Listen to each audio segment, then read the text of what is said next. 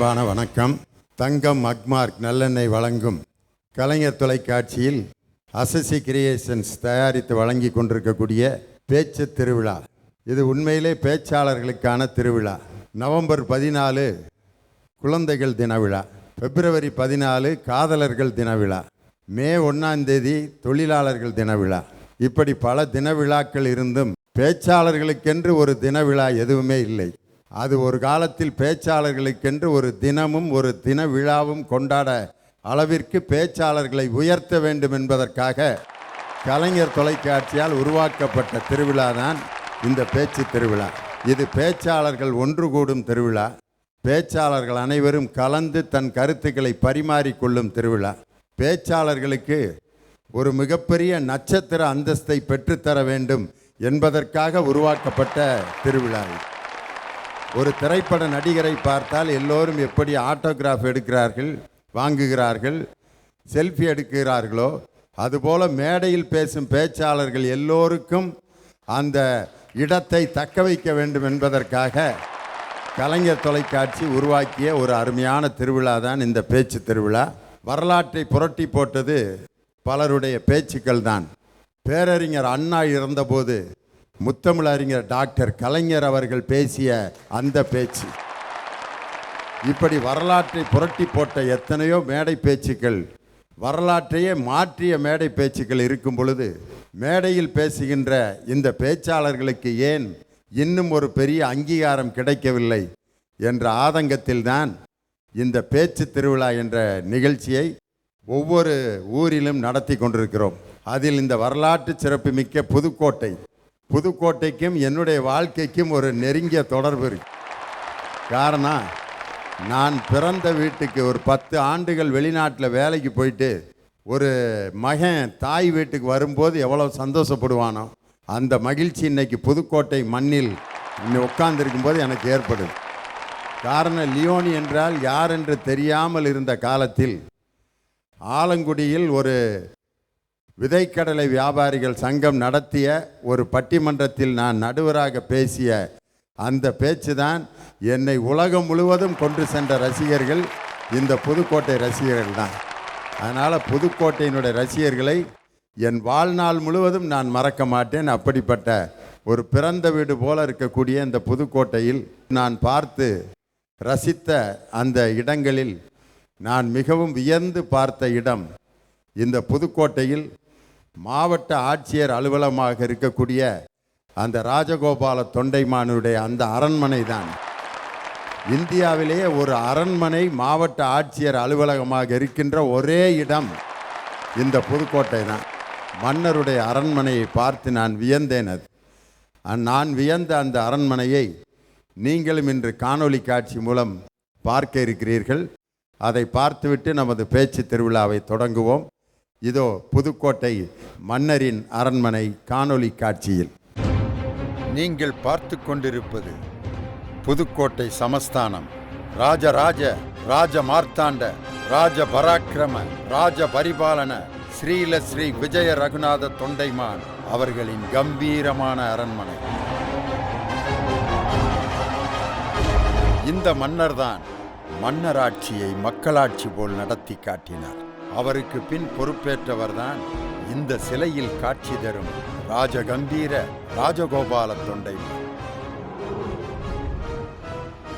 1948 இந்தியாவின் இரும்பு மனிதர் சர்தார் வல்லபாய் பட்டேல் கேட்டுக்கொண்டதற்கிணங்க இந்தியாவுடன் இணைக்கப்பட்டது புதுக்கோட்டை சமஸ்தானம். ராஜ வாழ்க்கை என்கிறார்களே, அது இதுதானோ? அரண்மனை மாதிரி வீடு என்கிறார்களே, அது இப்படித்தான் இருக்குமோ? உயர்ந்து நிற்கும் கட்டிடங்கள், அழகிய பசுமையான மரங்கள், பறவைகளின் ஒலிகள், மயில்களின் நடனங்கள், இந்த அழகியல்தான் மன்னரின் ரசனையோ? இந்த அரண்மனை வயதில் வரலாற்றில் பழைய கோட்டையாக இருந்தாலும் என்றும் தமிழக மக்களின் மனதில் இதுதான் புதிய கோட்டை. ஆம், அதுதான் புதுக்கோட்டை. காணொளி காட்சியில் பார்த்தோம் நம்ம ராஜகோபால தொண்டைமான் மாட்சிமை மிக்க மன்னருடைய அரண்மனையை. அந்த அரண்மனையை பார்த்துட்டு வெறும் ராஜா இப்படி வாழ்ந்தாருன்னு கைதட்டுறதுக்காக இந்த அரண்மனையை நம்ம காட்டல. 1929 திருச்சியிலிருந்து புதுக்கோட்டை மானாமதுரை வழியாக ரயில்வே தடத்தை அமைத்து கொடுத்தவர் இந்த மன்னர் தான் அப்படிங்கிறத இவ்வளவு பெரிய ஒரு பெருமைக்குரிய ஒரு விஷயம் பாருங்க. அதைவிட ஒரு பெரிய பெருமை என்னன்னா 1948 மகாத்மா காந்தியார் சுடப்பட்டு இறந்தபோது எல்லா ஜாதியினரும் கோயிலுக்குள்ள வந்து சாமி கும்பிடணும்னு ஆசைப்பட்ட போது புதுக்கோட்டை சமஸ்தானத்தில் தான் அனைத்து ஜாதியினரையும் ஆலயத்திற்குள் அனுமதித்த முதல் மன்னன் நம்ம புதுக்கோட்டையினுடைய ராஜகோபால தொண்டைமான். இது ஒரு பெரிய புரட்சி. இந்த மாதிரி புரட்சிகளை எல்லாம் செய்ததுனால தான் இந்த அரண்மனை இப்போ நம்ம காட்டிகிட்டு இருக்கோம். இந்த நிகழ்ச்சிக்கு சிறப்பு விருந்தினராக வருகை தந்திருக்கக்கூடிய தமிழகத்தினுடைய முதல் மருத்துவராக அவர் படித்து பட்டம் பெற்று இன்று பெண்களுக்கெல்லாம் ஒரு மாபெரும் ஆகர்ஷ சக்தியாக திகழ்ந்து கொண்டிருக்கக்கூடிய டாக்டர் முத்துலட்சுமி ரெட்டியார் அவர்களுடைய பெயரால் ஒரு மிகப்பெரிய நினைவு இல்லத்தை நடத்தி கொண்டிருக்கக்கூடிய மரியாதைக்குரிய ஐயா தயானந்த சந்திரசேகர சுவாமிகள் இங்கே வருகை இருந்திருக்காங்க. உங்களுடைய பலத்த கரவொலியோடு ஐயா அவர்களை வரவேற்று அவருடைய சேவையும் அவருடைய சமுதாய பணியும் மென்மேலும் சிறக்க வாழ்த்தும்படி அன்போடு கேட்டு, இப்பொழுது 8 பேச்சாளர்கள் ஒரு தலைப்பிலே பேசப் போகிறார்கள். அந்த தலைப்பு எல்லோருக்கும் பிரியமான ஒரு தலைப்பு. இயற்கையோடு வாழ்வோம். இயற்கை என்பது ஒரு மனிதனுக்கு பிடிக்காத ஒரு விஷயம் இல்லை. அதே நேரத்தில் செயற்கையான பொருள்களை பார்த்தா நமக்கு அவ்வளோ ஒரு மகிழ்ச்சி இருக்கிறது இல்லை. மனிதனால் கண்டுபிடிக்கப்பட்ட மிக்சி, கிரைண்டரு, அவனால் கண்டுபிடிக்கப்பட்ட தொலைக்காட்சி, இதை பார்ப்பதை விட காலையில் எழுந்தவுடன் ஒரு அழகான பசுமையான ஒரு மரத்தில் ஒரு குயில் கூவுற சத்தத்தை கேட்டோம்னா அன்று நாள் முழுவதும் நமது மனது மகிழ்ச்சியாக இருப்பதை இன்னைக்கு நம்ம உணர்றோம். அப்படிப்பட்ட அந்த இயற்கையோடு இயைந்த வாழ்வை இன்று மனிதனால் வாழ முடிகிறதா, முடியவில்லையா? அதுதான் இன்றைய பேச்சாளர்கள் பேசுகின்ற பேச்சு பொருள். மிகவும் அற்புதமான பேச்சாளர்கள். அவங்க பேசுகிறதுக்கு நீங்கள் மிக அருமையான வரவேற்பும் உற்சாகத்தையும் கொடுக்கணும். காரணம், அவங்க என்ன பேச போகிறாங்கன்றதே எனக்கே தெரியாது. அதனால் இப்பொழுது பேச போகின்ற பேச்சாளர்களில் ஒரு தலைப்பில் 2 பேச்சாளர்கள் சிறந்த பேச்சாளராக தேர்வு செய்யப்படுவார். அதனால் இது ஒரு பேச்சாளர் திருவிழா மட்டும் இல்லை, ஒரு போட்டி. அதனால் இயற்கையோடு வாழ்வோம் என்ற அணியில் முதலாவதாக பேச வருபவர் எழில் செல்வன். உங்களுடைய பலத்த கரவொலியோடு தன் கருத்துக்களை வழங்க வருகிறார். இயற்கையோடு இணைந்த வாழ்வு. நம்முடைய கலாச்சாரம், நம்முடைய பண்பாடு என்பது இயற்கையோடு இணைந்த வாழ்வாகத்தான் இன்று வரை இருந்து வருகிறது. நம்முடைய நிலத்தை குறிஞ்சி, முல்லை, மருதம், நெய்தல், பாலை என 5 வகையாக பிரித்து அதனை சார்ந்திருக்கக்கூடிய ஊர்களுக்கு அதை சார்ந்தே பெயர் வைத்த வழக்கம் நம்முடைய வழக்கமாக இருந்திருக்கிறது. நீங்கள் ஆறு என்று முடிகிற ஊரை நீங்கள் பார்த்திருக்கலாம். பக்கத்திலே ஆற்றங்கரை இருந்திருக்கும். திருவையாறு, திருநள்ளாறு போன்ற ஊர்களை நாம் கேள்விப்பட்டிருப்போம். அதே போல குளிப்பதற்கு ஏதுவாக இருக்கக்கூடிய ஆற்றுப்படுகைக்கு பக்கத்திலே ஒரு ஊர் இருந்தால் அந்த ஊரை துறையோடு சேர்த்து சொல்லக்கூடிய வழக்கம் நம்முடைய சமுதாயத்தில் இருந்திருக்கிறது. பயில்வாய பாராய்த்துறை, பண்டெழுவ தவத்துறை, குரங்காடுதுறை, மயிலாடுதுறை, ஆடுதுறை, கடம்பந்துறை என்ற ஊர்களை நாம் கேள்விப்பட்டிருக்கிறோம். நீங்க மணப்பாறை பக்கத்தில் போனீங்க அப்படின்னா 2 கிராமம் இருக்கு. ஒன்று தோப்புப்பட்டி, மற்றொன்று சாம்பட்டிங்கிற இந்த 2 கிராமத்தில் ஒரு அரச மரம் இருக்கு. அந்த அரச மரத்தில் வௌவால்கள் வாழ்ந்து வருது. அந்த வௌவால்கள் அந்த ஊருக்கு வந்த பிறகுதான் அந்த ஊர்ல விவசாயம் நன்றாக இருந்ததாம், மழை நன்றாக பொழிந்ததாம். கிட்டத்தட்ட 40 ஆண்டுகளாக அந்த ஊரிலே வெடியே வெடிக்காம இன்று வரை அந்த வௌவால்களுக்காக அந்த மக்கள் வாழ்ந்து வருகிறார்கள் என்று சொன்னால் இவர்கள் இயற்கையை நேசிக்கக்கூடிய மனிதராக நம்முடைய கண்ணுக்கு தெரியலையா? முன்பெல்லாம் கார்ல போகும் பொழுது போயிட்டு இருப்போம். வயல்ல வேலை செய்யறவங்க பார்த்தாங்க அப்படின்னா கார்ல யாராவது போனாங்க அப்படின்னா வியப்பா பார்ப்பாங்க.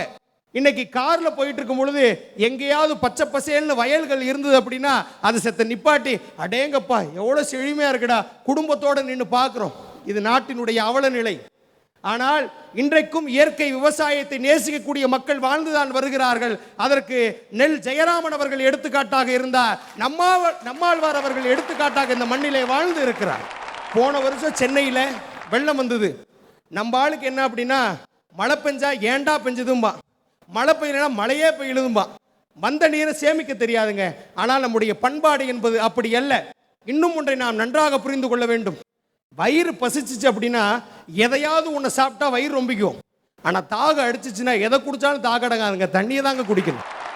அந்த மழை நீரை சேமிக்க தெரிந்தவர்களாக நாம் முற்காலத்தில் இருந்திருக்கிறோம். ஆனால் இன்றைய சூழலில் அது சாத்தியப்படுமா என்றால் சாத்தியப்பட வைக்க வேண்டியது நம்முடைய கடமையாக இருந்திருக்கிறது.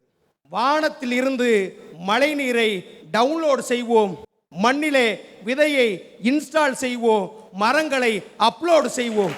ஏன் என்று சொன்னால் மதங்களை வளர்ப்பதின் மூலமாக சண்டைகள் உருவாகும், மரங்களை வளர்ப்பதினால் சந்ததிகள் நலமாவார்கள். நன்றி, வணக்கம். பெயரில் கூட ஒரு இயற்கையான ஒரு தமிழ் பெயரை வைத்த எழில் செல்வன் ரொம்ப அழகாக பேசினார். எழில் செல்வனை தொடர்ந்து இயற்கையோடு வாழ்வோம் என்ற அணியில் பேசுவதற்கு உங்களுடைய பலத்த கரவொலியோடு வருகிறார் அருமை சகோதரி சிவநந்தினி. இயற்கையோட வாழ்வோம், இயற்கையோட வாழ்றோன்னு பேசிட்டு நிறைய பேர் உட்காந்துட்டாங்க, நிறைய பேர் பேச போறாங்க.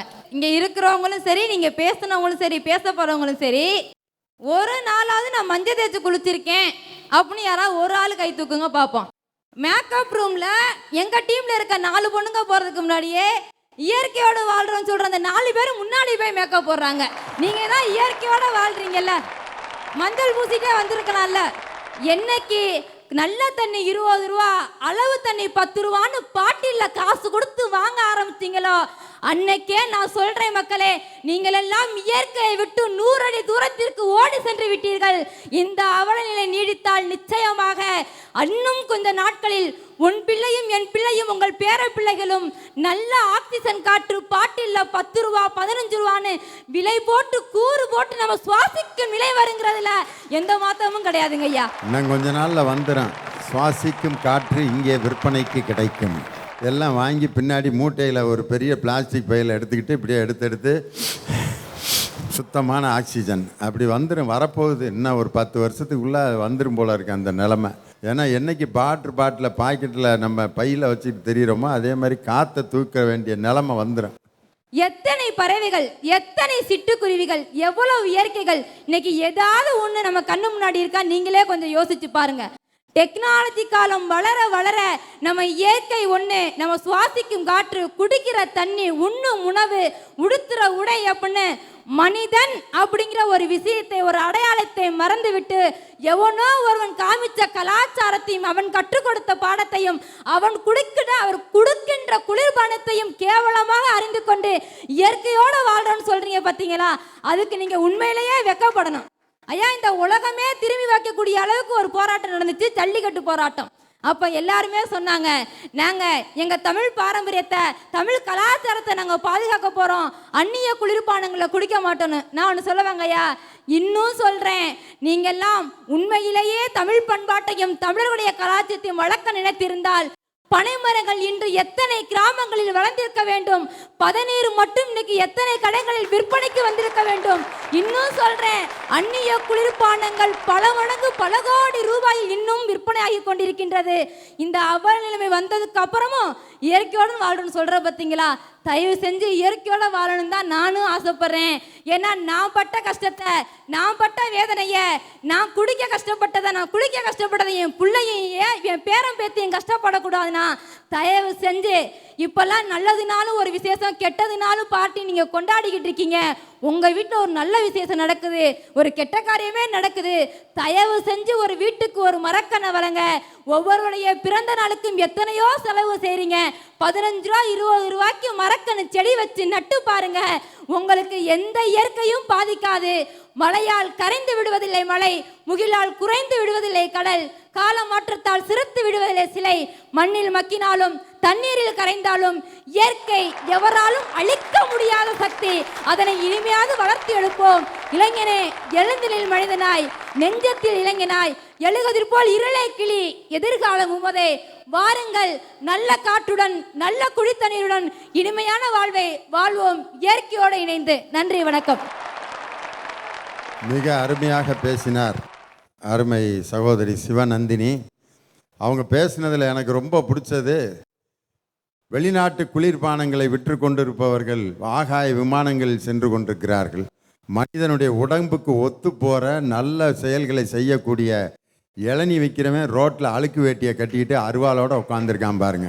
இதுதான் மிகப்பெரிய கொடுமை. அதை சாப்பிட்டுவிட்டு நம்மளுக்கு வயிறு இந்த பக்கம் சைடில் வீங்கிருது, இந்த பக்கம் வலிக்குது. சார் எங்கிட்டு வலிக்குதுன்னே தெரியலங்கிறேன். நைட்டு என்னங்க சாப்பிட்டீங்கன்ட்டு 2 கூல்ட்ரிங்க்ஸ் சாப்பிட்டேன் சார். அப்படியா, அப்போ எங்கிட்டு வேணாலும் வலிக்கும் அப்படின்ட்டு டாக்டர் இந்த 1 நிமிஷம் நான் போய் ஒரு கூல்ட்ரிங்க்ஸ் குடிச்சிட்டு வந்துடுறேன்ட்டு போகிறார். நம்ம உடம்புக்கு நல்லது செய்கிற பதனிக்கிட்ட பேரம் பேசி 10 ரூபாய்க்கு வாங்கி குடிக்கிறோம். ஆனால் எவ்வளவு போட்டாலும் அந்த வெளிநாட்டு குளிர்பானத்தை வாங்கி குடிக்கிறோமே, இது இயற்கையோடு இயைந்த வாழ்வா அப்படின்னு ரொம்ப அற்புதமான கேள்வி கேட்டிருக்காங்க. அதுக்கு பதில் சொல்கிறதுக்கு உங்களுடைய பலத்த கரவொலியோடு வருகிறார் ரஞ்சித். ஐயா, நான் இன்ஜினியரிங் படித்து வேலை கிடைக்கலன்னு என்றைக்குமே வருத்தப்பட்டதே கிடையாது.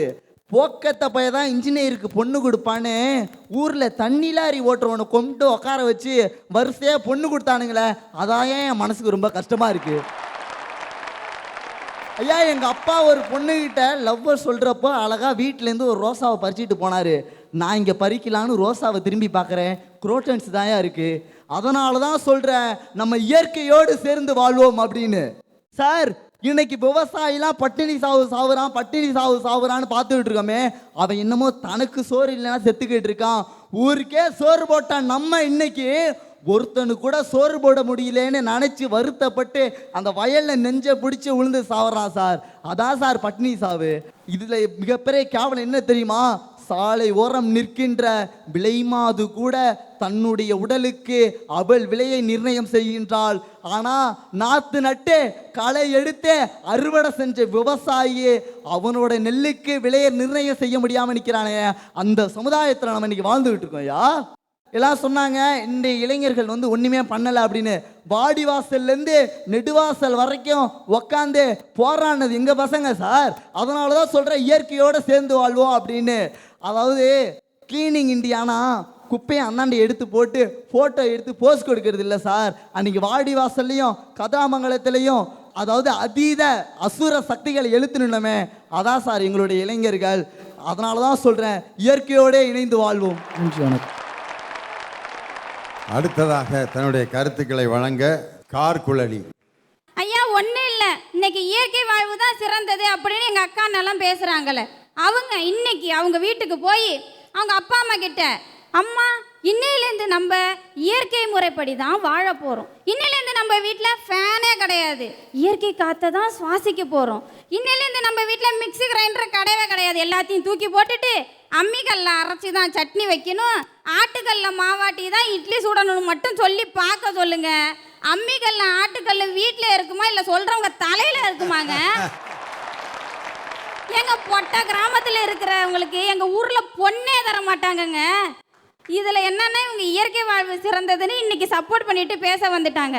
ஐயா, ஒன்றும் இல்லை, இன்னைக்கு இயற்கை மருத்துவம் தான் சிறந்தது அப்படின்னு பேச வந்துட்டாங்களே. உங்கள்கிட்ட கேட்குறேன் என் ஒரு கேள்வி. ஒருத்தவன் வண்டியில் போயிட்டு இருக்கான், அவனுக்கு ஆக்சிடென்ட் ஆகிட்டு ரொம்ப சீரியஸாக இருக்கான். அவன்கிட்ட போய் எங்கள் அக்கா அண்ணன் இங்கே பாருங்கள், இங்கிலீஷ் ட்ரீட்மெண்ட்லாம் பண்ணாதீங்க, இயற்கை மருத்துவம் தான் நல்லது அப்படின்னு சொன்னால் இங்கே மருந்து போய் சேர்றதுக்குள்ள அவன் ஜீவன் போய் சேர்ந்துருமா இல்லையா? ஆக்சிடெண்ட்டில் அடிபட்டு கிடக்கிறவன்கிட்ட போய் சுக்கு மிளகு திப்பிலி இது 3ஐயும் சம அளவில் கலந்துங்க, ஒரு சிட்டிகை நீங்கள் தேனில் கலந்து குடிச்சிட்டு அதுக்கப்புறம் இந்த பேர் சொல்லாதது இருக்குது பார்த்தீங்களா, அதை அரைச்சி இந்த காயம்பட்ட இடத்துல 10 போட்டிங்கன்னா 3 நாளில் சரியாக போயிருங்கன்றோன்னா எழுப்பி பார்த்தேன், செத்துட்டாங்க. நடுவர்களே, ஒரு காலத்தில் அவங்க சொன்ன மாதிரி கூழோ கஞ்சியோ குடிச்சிக்கிட்டு வாழ்ந்துட்டு இருந்தாங்க. இங்கே இயற்கை வாழ்வுன்னு சிறந்ததுன்னு பேச வந்துட்டாங்களே, இவங்களில் எத்தனை பேருக்கு நீரா தண்ணின்னு ஒன்று இருந்துச்சுன்னு தெரியும்? அந்த காலத்தில் என்ன பண்ணாங்க? இன்னும் கொஞ்ச நாள் கழித்து எக்ஸிபிஷனில் வைப்பாங்க, அம்மிக்கல், ஆட்டுக்கல், நீராகாரம், துவைக்கிற கல்லெல்லாம். ஒரு காலத்தில் நமது முன்னோர்கள் இதில் தான் மசாலை அரைத்து சாம்பார் வைத்து சாப்பிட்டார்கள். ஆட்டுக்கல்லை காய்ப்பான். ஒரு காலத்தில் தமிழர்கள் இதில்தான் மாவாட்டி தோசை இட்லி போன்றவைகளை சுட்டு உண்டார்கள். நம்ம பின்னாடி வர்ற ஜென்ரேஷன் பார்ப்பேன், காட்டு பயிர்களாக இருந்திருக்காங்க பாரு. அந்த காலத்தில் கல்லில் அரைச்சி குழம்பு வச்சு குடிச்சிருக்காங்களே நம்ம தாத்தா பாட்டிலாம். உண்மையிலே ட்ரெஸ் எல்லாம் போட்டிருந்தாங்களா இல்லையான்னு சந்தேகமாக இருக்கான் அப்படின்ட்டு நம்மளை சந்தேகப்படுவாங்க. இன்னும் கொஞ்ச நாள் அதெல்லாம் வந்து கண்காட்சிக்கு வந்துடும். எது அம்மிக்கல், ஆட்டுக்கல், துவைக்கிற கல்லெல்லாம். உங்களை பார்த்து நான் ஒன்று கேட்குறேன். 100 கிராமங்களை அழித்து 10 நகரங்களை உருவாக்கலாம். ஆனால் ஒருபோதும் 10 நகரங்களை அழித்து 100 கிராமங்களை உருவாக்கவே முடியாது என்பதை ஆணித்தனமாக நான் சொல்கிறேன் நண்பர்களே. ஐயா, ஒன்றும் இல்லை, இவங்க சொல்கிறது மாதிரியே எனக்கும் ஏன் எங்களுக்கும் இயற்கை முறைதான் சிறந்தது என்று சொல்ல ஆசையாகத்தான் இருக்குது. ஆனால் இன்றைய காலகட்டத்தில், இன்றைய சூழ்நிலையில், இன்றைய வாழ்க்கையில் இயற்கை வாழ்வு என்பது வெறும் வார்த்தைகளாகவும் வெறும் கனவாகவே போய்விட்டது என்ற ஆதங்கத்தோடு எனது உரையை முடிக்கிறேன். நன்றி, வணக்கம். தமிழர்களுடைய பண்பாடு என்னென்னா, வீட்டுக்கு வந்தோன்னா டக்குன்னு ஒரு செம்பில் தண்ணி கொடுப்பாங்க. இது எதுக்குன்ட்டு இது வரைக்கும் யாருக்காவது தெரிஞ்சிருக்கா? எதுக்குடா வந்தோன்னே பச்சை தண்ணியை கொடுக்குறாங்க? இதோடு முடிஞ்சு ஓடி போயிருன்னு அர்த்தம் இல்லை. பச்சை தண்ணியை குடிச்சிட்டு ஓடிடுன்னு அர்த்தம் இல்லை. எதுக்காக வந்தோன்னே தண்ணி கொடுக்குறாங்கன்னா, அந்த தண்ணி அவர் வாங்கி குடிச்சிட்டாருன்னா அந்த வீட்டின் மீது அவருக்கு முழு மனதோடு நம்பிக்கை ஏற்பட்டிருக்கிறதுன்னு அர்த்தம். உலகத்தில் தமிழன் கண்டுபிடித்த இந்த மாதிரி சிறு சிறு விஷயங்கள்லாம் மிகப்பெரிய ஆழ்ந்த பொருள் உள்ளது. இன்றைக்கி வணக்கம்லாம் வந்து hi, good morning, hi, how are you. அதை விட இந்த 2 கைகளையும் எடுத்து இப்படி வணக்கம் தெரிவிப்பது மாதிரி ஒரு அழகான பண்பாடு உலகத்தில் வேறு எதுவும் இல்லை. எதுக்காக இந்த 2 கைகளை எடுத்து வணக்கம் அப்படின்னு தெரிவிக்கிறோம்னா, எதிர்த்தாப்பில் வர்றவனுக்கு நம்பிக்கை ஏற்படுத்துறது. என் கைகளில் எந்த ஆயுதமும் இல்லை, உன்னை நான் எந்த தொந்தரவும் செய்ய மாட்டேன், என்னை நம்பி என் பக்கத்தில் வான்னு சொல்லி 2 கைகளையும் எடுத்து வணக்கம் தெரிவிக்கின்ற பழக்கத்தை உலகத்திற்கு அறிமுகப்படுத்தியவன் தமிழன் தான் அப்படிங்கிறத நம்ம இன்னைக்கு தெரிஞ்சுக்கணும். அது மாதிரி இயற்கையோடு இருக்கக்கூடிய வாழ்க்கை வாழணும்னு ஆசை தான். ஆனால் எங்கே இன்னைக்கு அதுக்கு வாய்ப்பு இருக்குன்ட்டு அருமையாக பேசினாங்க கார்குழலி. அதற்கு அடுத்து தனது கருத்துக்களை வழங்க இப்பொழுது பிரீத்தி. முன்னாடிலாம் ஒரு வீடுன்னு எடுத்துக்கிட்டோம்னா எப்படியும் அதில் அத்தை பையன் மாமன் பொண்ணுன்னு சொல்லிட்டு ஒரு 2 ஃபிகர் இருக்கும். ஆனால் இன்னைக்கு ஒரு வீடுன்னு எடுத்துக்கிட்டிங்கன்னா வீட்டில் இருக்க அத்தனை பேருக்கும் சுகர் இருக்கு. ஐயா, ஒன்றும் இல்லை, எங்கள் வீட்டில் நடக்கிற விஷயத்த நான் சொல்கிறேனே. கோழி கூப்பிட எந்திரிச்சு பார்த்தோன்னு வச்சுக்கோங்களேன், வாசலில் எங்கள் அம்மா சாணியை தெளிச்சு அப்படியே கோலம் போட்டுட்டு ஒரு பூசணி பூ சொருவிட்டு இருப்பாங்க. அப்படியே வீட்டுக்கு அந்த சைடு பக்கம் பார்த்தோன்னா எங்கள் ஆத்தா அப்படியே போருக்கு போகிற மாதிரி மிச்சமான சாணத்தோட கொஞ்சம் வைக்கப்பில் சேர்த்து உருட்டி குறிபாத்து ஒரு செவுத்தில் அடிக்கும். யார் என்ன நினச்சி அடிக்கும்லாம் சத்தியமாக எனக்கு தெரியாதுங்க. ஆனால் அதை பார்க்கும்போது ஏதோ துப்பாக்கியிலேருந்து தோட்டா வெளியில் வர மாதிரி இருக்கும். ஆனால் இன்னைக்கு வேடிக்கை என்ன தெரியுங்களா? எங்கள் ஆத்தா தட்டுன அந்த ராட்டியை ஒரு கவருக்குள்ளே போட்டு 3 பீஸ் 170 ரூபா நிற்கிறான். அதை வாங்கிறதுக்கு இந்த 4 பேர் இருக்காங்களே நினைக்கும் போது தான் கொஞ்சம் வருத்தமாக இருக்கு. ஐயா, ஒரு காலத்தில் உணவே மருந்துன்னு சொன்னாங்க. ஆனால் இப்போ மருந்து தான் நிறைய பேருக்கு உணவாக இருக்குது. ஏன் தெரியுங்களா? என்னைக்கு எங்கள் கேப்பக்களியை மட்டன் தட்டின்னு நீங்கள் பிராய்லர் கோழி பின்னாடி ஓடுனீங்களோ, என்னைக்கு எங்கள் பழைய சோறை வேணான்னு சொல்லிட்டு நீங்கள் பர்கர் பின்னாடி போனீங்களோ, என்னைக்கு காலையில் கஞ்சி நிரப்பிக்கிட்டு இருந்த வயிறை உங்கள் காஃபி வந்து நிரப்ப ஆரம்பிச்சுதோ, அன்னைக்கே அடிச்சுக்கிட்டோம் எங்கள் ஆரோக்கியத்துக்கு ஆப்பு நாங்களே. ஐயா, கோயில் திருவிழாவுக்கு வர சொந்தக்காரன் என்ன வாங்கிட்டு வரான்னு தெரியாமல் இருந்தது எங்கள் காலம். இன்னைக்கு எவன் சொந்தக்காரனே தெரியாமல் இருக்கிறது உங்கள் காலம். இந்த மாதிரி வாழாதீங்கன்னா நாங்கள் சொல்லிட்டு இருக்கோம். பொண்ணும் கிடையாதுங்க, நிலாச்சோறுன்னு ஒரு விஷயம் இருந்துச்சு. சாப்பாடை உருண்டையாக பிடிச்சி வச்சு இது அம்மாவுக்கு, இது அப்பாவுக்கு, இது நிலாவுக்குன்னு சொல்லி கொடுத்த நிலாவுக்கே சோறுட்டினவங்க நாம. ஆனால் இன்னைக்கு நீங்கள் என்ன பண்ணிட்டு இருக்கீங்க? பள்ளிக்கூடத்துலேருந்து ஒரு குழந்தை வருது வீட்டுக்கு, அப்பா கிரிக்கெட்டில் பிஸி, அம்மா சீரியலில் பிஸி, குழந்தைகிட்ட பேச ஆள் இல்லை, மனுஷங்க பேசலை, கார்ட்டூனில் வர்ற விலங்குகள் பேசுது. அப்படின்னா உங்கள் தொழில்நுட்ப வாழ்க்கையில் நீங்கள் என்ன சாதிச்சிட்டீங்க? மணலில் லாரியாக கடத்தவங்க விட்டுட்டு மாட்டு வண்டியில் மண்பாண்டம் செய்யறதுக்கு மண்ணள்ளிட்டு போனவனை வளைச்சு பிடிச்சி கை கட்டி நிற்க வைக்கும் போது அங்கே கையை கட்டிட்டு நிற்கிறான் பார்த்தீங்களா? அவங்கிட்ட கேட்டு பாருங்க இயற்கையோட வாழ்றதை பற்றி. செருப்பு காலோட கூட நான் இறங்க மாட்டேன்னு சொன்ன விளைநிலத்தில் பொக்லைனை இறக்கி மீத்தேனுக்கு குழாய் பதிச்சப்ப அந்த குழாய் மேலே விழுந்துச்சு பார்த்தீங்கன்னா கண்ணீர் துளி. அந்த கண்ணீர் துளிக்கு சொந்தக்காரன்ட்ட கேட்டு பாருங்க இயற்கையோடு சேர்ந்து வாழுற வாழ்க்கை எப்படி இருக்குன்னு சொல்லிட்டு. ஐயா, என்ன பிரச்சனை வரட்டுமே, என்ன கஷ்டம் வரட்டுமே, என் விதனில நான் விற்க மாட்டேன்னு சொல்லிட்டு வெறப்பா நிக்கிறான் பாத்தீங்களா என் விவசாயி. அந்த விவசாயிட்ட கேட்டு பாருங்க, இயற்கையோட சேர்ந்து வாழ்ற வாழ்க்கை எப்படி இருக்குன்னு சொல்லிட்டு. வளரும் தலைமுறைகளுக்கும் சரி, வாழும் தலைமுறைகளுக்கும் சரி, வருங்கால தலைமுறைக்கும் சரி, விக்கெட்டை பத்தி சொல்லி தராதீங்க, விவசாயத்தை சொல்லி கொடுங்க. ஏன்னா ஸ்கோர் இல்லாம கூட நம்ம வாழ்ந்துட முடியுங்க, சோறு இல்லாம வாழ முடியாது. அதை புரிஞ்சுக்கங்க. முதல்ல விவசாயத்தை காப்போம், நம்முடைய தேசத்தை மீட்டெடுப்போம், இயற்கையோடு இணைந்து வாழ்வோம் என்று கூறி அத்தனை பேருக்கும் நன்றி கூறி விடைபெறுகிறேன். நன்றி, வணக்கம். இயற்கைக்கு நம்மளை அப்படியே கூட்டிகிட்டு போயிட்டாங்க. ஒரு இயற்கையினுடைய வாழ்க்கையை வாழ்ந்தவர்கள் யார்கிட்டையெல்லாம் கேட்கணும்னு ஒரு பட்டியல் கொடுத்தாங்க பாருங்கள். இயற்கையில் எத்தனையோ வாய்ப்புகள் வசதிகள் எல்லாம் இருக்குது.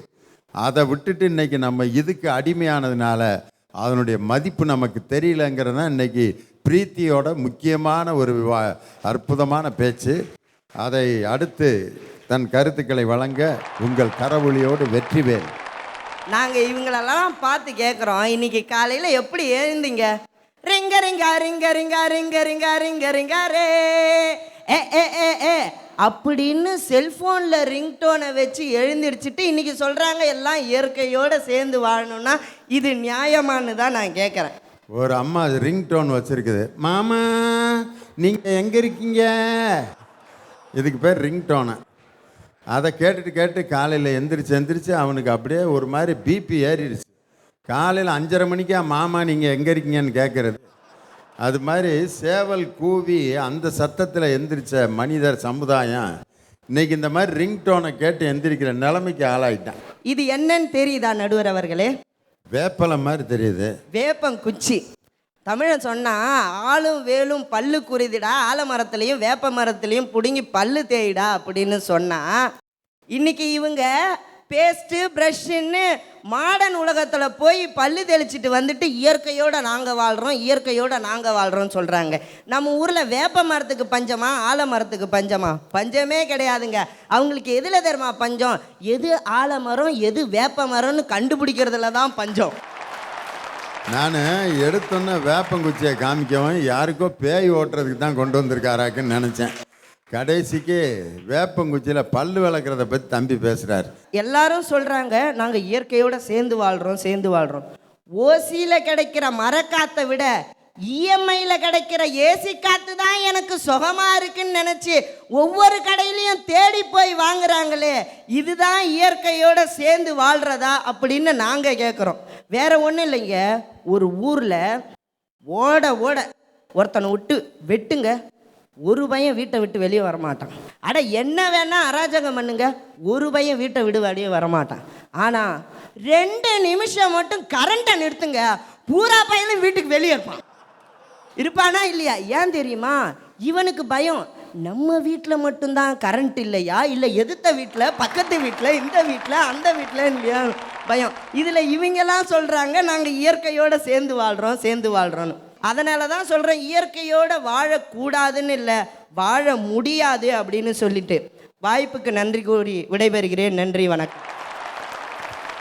இயற்கையோடு வாழ்வோம் என்ற அணியில் அடுத்து பேச வருபவர் உங்களுடைய பலத்த கரவொலியோடு தீன்ஷா. 1000 மரணங்கள், 1000 மரங்கள் மரணம், ஆங்கோர் 6 வழிச்சாலை ஜனனம், அதிலோ 1000 மக்கள் பயணம், அதில் பயணம் செய்யக்கூடிய ஒவ்வொரு வாகனத்திலும் வசனம், மரம் வளர்ப்போம் மழை பெறுவோம். யாருக்காக வாசகங்கள்? ஏன் அவங்க எல்லாம் சொன்னாங்க இன்னைக்கு கிரைண்டரும் மிக்சியும் இல்லைன்னா எந்த இல்லத்தரசர்கள் வீட்டிலையும் வேலை நடப்பதில்லைன்னு. இன்னைக்கு ஆராய்ச்சி சொல்லுது இருக்கக்கூடிய பெண்மணிகள்ல அத்துணை பேர்ல 3/4 பேருக்கு சுகப்பிரசவம் நடக்குதா? சொல்லுங்க. இல்ல, எல்லாருக்குமே அறுவை சிகிச்சை தான் நடக்குது. சுகப்பிரசவம் நடக்கிறதுக்காகவே இன்னைக்கு தனியா ஒரு கிளாஸ் போறாங்க. அந்த கிளாஸ்ல என்ன தெரியுமா நடக்குது? ஆட்டுக்கல்ல மாவாட்டுறாங்க, அம்மி அரைக்கிறாங்க, வீடு கூட்டுறாங்க. இதை காசு கொடுத்து போய் செஞ்சுட்டு இருக்காங்க இன்றைக்கு இருக்கக்கூடிய நிலைமை. அதை தான் நாங்க சொல்றோம் இயற்கையோடு இணைந்து வாழுங்கள் அப்படின்னு. ஐயா, இயற்கை மருத்துவத்தை பத்தி சொன்னாங்க, நீங்களுமே அழகா சொன்னீங்க. அவங்க பேசுனது எல்லாமே முடியாது, இயலாது, இல்லாததுன்னு சொன்னாங்க. அப்ப யாரால முடியும்? யார் எடுத்து செய்ய முடியும்? தமிழ் சமுதாயம், தமிழர்கள் என்று மார்தட்டி சொன்னால் போதுமா? யார் எடுத்து செயல்படுவது? அதற்குத்தான் எங்களை போன்ற நால்வர்கள் முன்னேறி கொண்டிருக்கிறோம். நீங்கள் எல்லாம் முட்டுக்கட்டைகள் போட்டுக் கொண்டிருக்கிறீர்கள். ஐயா, மிகப்பெரிய ஒரு அவமானப்படக்கூடிய விஷயம், நம்ம எல்லாருக்குமே மனசு கஷ்டப்படக்கூடிய விஷயம் என்ன தெரியுமாங்க ஐயா? கோதுமை பயிரிடக்கூடிய குஜராத்ல நெல் ஆராய்ச்சி மையம், கோதுமை பயிரிடக்கூடிய குஜராத்ல நெல் ஆராய்ச்சி மையம், நெல் பயிரிடக்கூடிய தமிழ்நாட்டில் நியூட்ரினோ ஆராய்ச்சி மையம். ஐயா, இன்னைக்கு இருக்கக்கூடிய நாம எல்லாம் முடியாது முயலாதுன்னு பேசிட்டு இருக்கனால தான் நம்ம எல்லாருமே இப்படி இருந்துட்டு இருக்கோம். இன்னைக்கு நம்ம கிட்ட இருக்கக்கூடிய மிகப்பெரிய விஷயம் என்னன்னா, அந்நிய கலாச்சாரங்களை அப்படியே அடக்கி வச்சிருக்கோம். ஆனா அவங்க கிட்ட இருக்கக்கூடிய நல்ல விஷயங்களை எதையாவது நம்ம பயன்படுத்துறோம்னு சொன்னா கண்டிப்பா இல்லை. அங்க இருக்கக்கூடிய கழிவு நீரை கூட சுத்திகரிச்சு பயன்படுத்துவாங்க. ஆனா இங்க இருக்கக்கூடிய குடிநீரை கூட நம்ம நல்லா சுத்திகரிச்சு பயன்படுத்த முடியல. எல்லாரும் சொன்னாங்க இன்னைக்கு டின் பாட்டில் தண்ணியை குடிச்சிட்டு எல்லாரும் டின்னு கணக்கா இருக்காங்கன்னு. எத்தனை பேர் வீட்டுல வாட்டர் பியூரிஃபையர் வச்சிருக்கீங்கன்னு சொல்லுங்க. இன்னைக்கு இருக்கக்கூடிய எல்லா வீட்லயும் இருக்கும். உங்க வீட்டுல வரக்கூடிய கார்ப்பரேஷன் தண்ணியை சூடு பண்ணி குடிங்க. அதை விட ஆரோக்கியம் வேற எதுவுமே கிடையாது. வாட்டர் பியூரிஃபையர்ல தண்ணியில இருக்கக்கூடிய அத்தனை சத்துக்களையும் வடிகட்டி வெறும் தண்ணியை மட்டும்தான் குடிக்கிறீங்க. தண்ணி குடிச்சதுக்கான எந்த சத்துமே அந்த உடல்ல இருக்காது. இந்த நிலையெல்லாம் மாறணும்னா இயற்கையோடு இணைந்து வாழக்கூடிய வாழ்க்கையை நம்ம வாழ்ந்தாதான் முடியும். ஏன் கழுகு இருக்கு இல்லையா, அதனுடைய சாதாரண ஆயுள் காலம் 40 வருடம் தான். அதுக்கு மேல எந்த கழுகுமே உயிர் வாழாது. ஆனா ஒரு சில கழுகுகள் அதற்கு கட்டுப்படுவது கிடையாது. என்ன தெரியுமா செய்யும்? தான் வாழணும் அப்படின்றதுக்காக மலை உச்சியில் இருக்கக்கூடிய தன்னோட கூட்டுக்கு சென்று முதல்ல அதுக்கு என்ன ஆகும்னா, அது கொத்தவே முடியாத அளவுக்கு அதனுடைய மூக்குகள் எல்லாம் மடங்கி போயிடும். முதல்ல என்ன செய்யும்னா, தன்னுடைய மூக்கை பெயர் தெரிஞ்சிடும். அத்தனை வலி இருக்கும். 150 நாட்கள் ஆகும் அந்த வலிகள் தீர்வதற்கு. 150 நாட்கள் பொறுத்திருக்கும். திருப்பி தன்னுடைய சிறகுகள் எல்லாம் கனத்து போகும். அந்த சிறகுகளை பித்தெரிஞ்சிடும். திருப்பி அந்த சிறகுகள் மறுவரி முளைக்கும் வரை காத்திருக்கும். அப்புறம் தன்னுடைய கால்களில் இருக்கக்கூடிய நகங்களை பெயர் தெரிஞ்சிடும். அந்த நகங்கள் மீண்டும் முளைக்கும் வரை காத்திருக்கும். அத்துணை வழிகளையும் பொறுத்து 40 ஆண்டுகள் என்று இருந்த வாழ்நாளை 30 ஆண்டுகள் மீண்டும் மீட்டித்து வாழ்கிறது அந்த கழுகு என்று சொன்னால் ஏன் நம்மால் முடியாது? இயற்கையாக இருந்த வாழ்க்கையை இன்றைக்கு செயற்கையாக மாற்றிய நம்மால் செயற்கையான வாழ்க்கையை மீண்டும் இயற்கையாக அறிவியலின் துணையோடு ஆராய்ச்சியின் துணையோடு இன்றைய இளைஞர்களோடு கண்டிப்பாக முன்னேற்ற முடியும் என்று கூறி இயற்கையோடு இணைந்து வாழ்வோம், இன்பமாக வாழ்வோம். வாய்ப்பளித்தமைக்கு நன்றி. நிறைவாக இயற்கையோடு வாழ்வோம் என்ற அணியை நிறைவு செய்ய உங்கள் கரவொலியோடு முருகேசன். ஏன் இன்னைக்கு இயற்கையோட எங்களால் வாழ முடியலை தாங்க நாங்கள் பேச வந்திருக்கிறோம். எங்கள் பாட்டியம்மா கம்மாக்கரையில் குளிக்க போவாங்க. கம்மாக்கரையில் குளிக்க போகும்போது அங்கே கருப்பு கலரில் ஒரு மண் இருக்குமா, அந்த மண்ணை தேய்ச்சி குளிச்சுட்டு வருவாங்க. எங்கள் பாட்டிக்கு அவுத்து விட்டா கூந்தல் தொடையில் விழுவுங்க. இன்னைக்கு பொண்டாட்டி அவுத்து விட்றா தனியாக போய் விழுவுங்க. என்னையான்னு கேட்குறேன். இதான் சௌரி முடி எங்கள் சௌரியத்துக்கு வச்சுக்கிறதுக்காக வச்சுருக்குறோம். 2 அடி வேணால் வச்சுக்கோ, 4 அடி வேணாலும் வச்சுக்கோ, 6 அடி வேணாலும் வச்சுக்கோ. அப்படி ஒன்றுமே சுத்தப்பட்டு வரலன்னா பஸ்ஸில் இடம் போகிறதுக்கு தூக்கி போட்டுருவோங்கிற ஐயா. அப்படியாப்பட்ட காலத்தில் வாழ்ந்துக்கிட்டு இன்னைக்கு இயற்கையோட வாழ்வோம், இயற்கையோட வாழ்வோம்னு சொல்கிறாங்க. இன்னைக்கு டிக்டாக்னு ஒரு செயலி பார்த்துருப்பீங்க. அந்த காலத்தில் நடிகர் திலகம் எம்ஜிஆர் நடித்து பார்த்துருப்பீங்க, சூப்பர் ஸ்டார் ரஜினிகாந்த் நடித்து பார்த்துருப்பீங்க, ஏன் அல்டிமேட் ஸ்டார் அஜித்தை கூட இன்னைக்கு நடித்து பெரிய ஆளாக பார்த்துருக்கீங்க, ஏன் இளைய தளபதி விஜய் நடித்து பார்த்துருக்கீங்க. இன்னைக்கு 5 வயசுல ஆரம்பித்து 50 வயசு வர கிளம்பி கொண்டு டிக்டாக்ல நடிக்குது, டப் மாஸ்ல டான்ஸ் ஆடுதுன்னு சொன்னால் எங்களுடைய அறிவியல் வளர்ச்சி அடைஞ்சிருக்கு இல்லையாங்க. இந்த காலத்துல போய் நான் இயற்கையோட தான் வாழ்வேன், இயற்கையோட தான் வாழ்வேன்னு சொல்றாங்க. இழந்த பழம் விற்கிற கிளவி ஒரு டாக் பேசி எனக்கு அனுப்பிச்சிருக்கு. என்னன்னா, ஒரு தடவை சொன்னா 100 தடவை சொன்னா அப்படின்னு இழந்த பழத்தை அள்ளி இப்படியே போடுது. உண்மையில அசந்துட்டேன். இதெல்லாம் என்னைக்காவது ரஜினி வாய்ஸில் பேசி எங்கேயாவது அந்த ஆசையை தீர்த்திருக்குமா? தலையான பிரச்சனை இன்னைக்கு தமிழ்நாட்டில் தண்ணீர் பிரச்சனை. ஏன் தெரியுங்களா? தண்ணீர் பிரச்சனைன்னு வந்துச்சு. ஆந்திர மாநிலத்தில் ஒரு ஆண்டிற்கு சராசரி மழை அளவு 902 மில்லிமீட்டர். ஆனால் அந்த மாநிலத்தில் தண்ணீர் சேமிக்கும் திறன் 920 டிஎம்சி தண்ணீர் வச்சிருக்கிறான். அண்டை மாநிலமான கர்நாடகத்தில் ஒரு வருடத்திற்கு சராசரி மழை அளவு 517 மில்லிமீட்டர். அவன் சராசரி தண்ணீர் சேமிக்கும் திறன் 770 டிஎம்சி தண்ணீர் சேமிக்கிறான். ஆனால் நம்ம தமிழ்நாட்டில் மட்டும் ஒரு வருஷத்துக்கு சராசரி மழையளவு எவ்வளோ தெரியுங்களா ஐயா? 950 மில்லிமீட்டர். ஆனால் நம்ம நாட்டில் தண்ணீர் சேமிக்கும் திறன் நமது மாநிலத்தில் எவ்வளோ தெரியுங்களா? வெறும் 170 டிஎம்சி தண்ணீர் சேமிக்கிறோன்னா நம்ம எப்படிங்க இன்னைக்கு இயற்கையோட வாழ முடியும்? நல்ல ஏரியா பார்த்து வீடு கட்டுறான்னா நம்ம ஆளு ஃபுல்லாக நல்லா ஏரியா பார்த்து வீடு கட்டிவிட்டு இன்னைக்கு தண்ணி இல்லைன்னா எப்படிங்க இன்னைக்கு தண்ணி வரும்? ஒன்றும் இல்லைங்க. எங்கள் அண்ணன் ஒரு கவிதை சொன்னான். அதாவது தென்றலும் மரமும் காதல் செய்தது, மழை பெய்தது. இன்னைக்கு மரமும் நச்சுவகையும் காதல் செய்தது, மழை பொய்த்தது என்று சொன்னால் இன்றைய சமுதாயத்தில் இயற்கையோடு வாழ முடியாதுங்கிறது என்னுடைய கருத்துங்க என்று சொல்லி நல்ல வாய்ப்பளித்தமைக்கு நன்றி பாராட்டி இடம் அமர்கிறேன். நன்றி, வணக்கம். இன்னைக்கும் பார்த்தீங்கன்னா வீட்டில் இருக்கக்கூடிய செயற்கையான பொருள்கள் ஏதாவது ரிப்பேர் ஆச்சுன்னா நம்ம வருத்தப்பட மாட்டோம். மிக்ஸி ஓடாமல் நின்று போச்சுன்னா யாராவது கண்ணீர் விட்டு அழுகிறோமா? மிக்ஸி ஓடாமல் போச்சு, என் கூடயே 25 வருஷம் ஓடிக்கிட்டு இருந்த இந்த மிக்ஸி திடீர்னு இப்படி ஆஃப் ஆகி போச்சே. கிரைண்டரு ஓடலை அப்படிங்கிறதுக்காக யாராவது அழுகிறோமா? ஃபேன் ஓடலைங்கிறதுக்காக வருத்தப்படுவான் அல்லது திட்டுவான் ஃபேனை. இப்போ தான் வாங்கினா அதுக்குள்ளே இப்படி ஓட மாட்டேங்குது அப்படின்ட்டு. டிவி ரிப்பேராக போனால் யாராவது அழுகிறோமா? இல்லை. ஆனால் வீட்டில் ஆசையாக வளர்த்த ஒரு நாய், சும்மா இயற்கையாக அது பாட்டுக்கு வீட்டில் இருந்த ஒரு நாய் இறந்தால் குடும்பமே ஏன் அழுகுறோம் தெரியுமா? அது இயற்கையோட நம்மளோட அன்பை பாசத்தை காட்டுதே ஒழிய ஃபேனு மிக்ஸி கிரைண்டர்லாம் நம்மளோட அன்பு பாசத்தோடு வாழ்கிறதில்ல. இன்றைக்கும் பார்த்தீங்கன்னா எல்லாத்துலேயுமே நம்ம செயற்கையை நோக்கி துரத்திட்டு ஓடுறோம். இன்னைக்கு வீட்டிலலாம் பார்த்தீங்கன்னா ஒரு காலத்தில் மசாலா அரைச்சி எங்கள் அம்மா சாம்பார் வைக்கிறப்ப அந்த சாம்பாருடைய டேஸ்ட்டு அவ்வளோ அருமையாக இருந்துச்சு. மசாலா அரைச்சிக்கிட்டு இருக்கிறப்ப திடீர்னு எங்கள் அம்மாவுக்கு வேர்வையை வலித்து மசாலையில் போட்டு சேர்த்து அப்படியே அரைப்பாங்க. சாம்பாரில் கொஞ்சம் உப்பு தூக்கலாக இருக்கும். அந்த சாம்பாரை தான் 15 வருஷமாக லியோனி சாப்பிட்டேன், ஒன்றும் செய்யலை. எங்கள் அம்மாவோட வேர்வையை தின்னேன். எங்கள் பாட்டியை மாவாட்டுறப்ப அதுக்கு பாட்டுக்கு அச்சுன்னு தும்மிருங்க, அதில் ஒரு 5 கிராம் உள்ளே உளுந்துரும் மாவில் கிளவி சேர்த்து ஆட்டி இட்லி பூ மாதிரி இருந்துச்சு. சாப்பிட்டோம், ஒன்றும் செய்யலை. இன்றைக்கெல்லாம் பார்த்தீங்கன்னா மூடின கிரைண்டரு, ஏன்னா தூசி படாமல் மாவாட்டி சாப்பிட்றாங்க. அன்றைக்கெல்லாம் அவ்வளவு சந்தோஷமாக அந்த பொருள்களெல்லாம் இது பண்ணான். இன்றைக்கெல்லாம் 5 நிமிஷத்தில் குழம்பு வச்சிருதுங்க. திடீர் சாம்பார் பொடி, திடீர் ரசப்பொடி, திடீர் கறி மசால் பொடி, திடீர்னு அந்த அம்மா போகுது, திடீர்னு கடையில் வாங்குது, திடீர்னு வீட்டுக்கு வருது, திடீர்னு அடுப்பை வைக்க வைக்குது, திடீர்னு சமைக்குது, திடீர்னு ஐயா வீட்டுக்கு வர்றார், திடீர்னு சாப்பாடு ஆக்குது, திடீர்னு சாப்பாடு போடுது, திடீர்னு உட்காந்துருக்கேன், திடீர்னு போய் நெஞ்சில் உட்காந்துருக்கேன், திடீர்னு நெஞ்சில் கை வைக்கிறேன், திடீர்னு வீட்டு முன்னாடி கார் வருது, திடீர்னு கூட்டு போகிறாங்க, திடீர்னு படுக்க வைக்கிறாங்க, திடீர்னு மூக்கில் டியூப்பை சொருகிறாங்க, திடீர்னு மேட்ரு முடிஞ்சிருது, திடீர்னு சுடுகாட்டுக்கு போகிறேன், திடீர்னு எரிச்சிடுறேன், திடீர்னு சாம்பலை கொண்டு வந்துடுறேன். எல்லாம் வாழ்க்கை திடீர் திடீர் திடீர் ரெடிமேட் ஆயிடுச்சு. எல்லாம் ரெடிமேட்.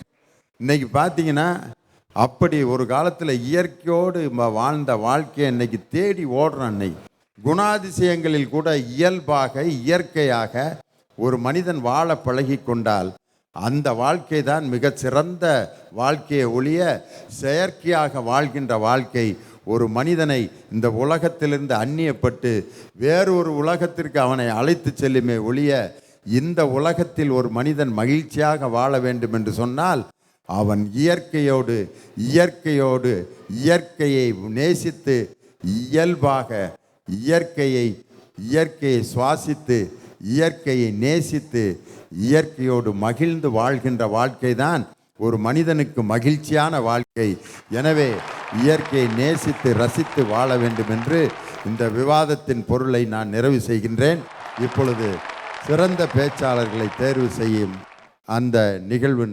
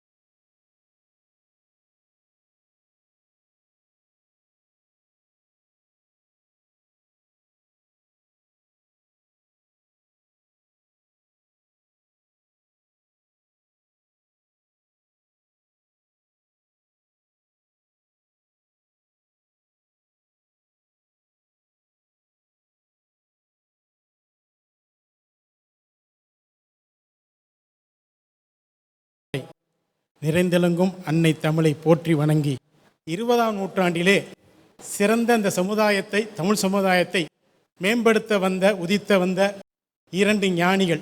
அவர்கள் 3 என்று சொல்லலாம். அதில் முதலாவர் தந்தை பெரியார். அவர் 19ஆம் நூற்றாண்டின் தொடக்கத்தில் பிற்பகுதியில் வந்தவர். 20ஆம் நூற்றாண்டின் தொடக்கத்தில் வந்த 2 பெருந்தலைவர்கள் தமிழ் சமுதாயத்தையே மிகச்சிறந்த நிலைக்கு கொண்டாந்திருக்கிறார்கள். ஒருவர் அறிஞர் அண்ணா பெருந்தகை, அடுத்தது அண்மையில் நம்மை விட்டு பிரிந்திருக்கின்ற முத்தமிழறிஞர் கலைஞர் அவர்கள். தந்தை பெரியார் என்ன சிந்தனையை விதைத்தாரோ அதனை அறிஞர் அண்ணா தொடங்கினார். அதன் வழி நின்று முத்தமிழறிஞர் செய்த காரணத்தால் தான், அந்த அருஞ்செயலால் தான் இன்று பெரியார் கண்ட கனவினை நாம் பார்க்கிறோம். சமமாக பெண்கள் 8 பேரும், சமமாக ஆண்கள் 8 பேரும் இருக்கிறார்கள். முதல் இந்த நிலைக்கு வந்ததே பெரும் வெற்றி. இதன் பின்னர் அவர்கள் மேலே செல்வார்கள், அவர் கண்ட கனவினை நினைவாக்குவார்கள். அந்த நிலையிலே அற்புதமான தலைப்பு, அருமையாக பேசினார்கள்.